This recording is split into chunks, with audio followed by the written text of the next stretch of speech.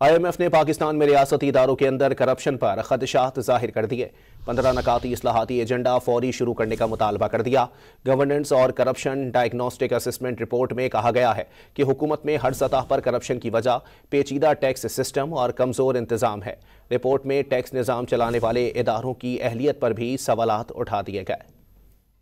پاکستان میں حکومت کی ہر سطح پر کرپشن ہے۔ ٹیکس سسٹم پیچیدہ، کمزور انتظام اور نگرانی بدعنوانی کا باعث ہے۔ IMF نے حکومت سے اصلاحاتی ایجنڈا فوری شروع کرنے کا مطالبہ کر دیا۔ IMF کی پاکستان میں گورننس اور بدعنوانی سے متعلق رپورٹ میں نشاندہی کی گئی ہے کہ وقت کے ساتھ کرپشن پر کنٹرول کمزور ہوا، جس سے عوامی اخراجات کی کارکردگی، محصولات کے حصول اور عدالتی نظام پر اعتماد بری طرح متاثر ہوا۔ رپورٹ میں ریاستی افعال میں نظام کی کمزوریوں کو بے نقاب کیا اور بتایا کہ پاکستان بجٹ سازی اور مالیاتی معلومات کی رپورٹنگ، ترقیاتی اخراجات، سرکاری خریداری اور ریاستی ملکیتی اداروں کی نگرانی میں موجودہ خامیوں کی وجہ سے کرپشن کے خطرات سے دوچار ہے۔ رپورٹ میں یہ بھی نشاندہی کی گئی ہے کہ پاکستان کا ٹیکس نظام حد سے زیادہ پیچیدہ اور غیر شفاف ہے، جسے ایسے ٹیکس اور کسٹم ادارے چلاتے ہیں جن کی صلاحیت، انتظام اور نگرانی ناکافی ہے۔ رپورٹ کے مطابق عدالتی نظام کی پیچیدگی اور تاخیر معاشی سرگرمیوں کو متاثر کرتی ہے۔ پاکستان میں عدالتی شعبہ تنظیمی طور پر پیچیدہ ہے، معاہدوں پر عمل درآمد یا جائیداد کے حقوق کا تحفظ مؤثر طریقے سے نہیں کر سکتا، جس کی وجہ اس کی کارکردگی کے مسائل،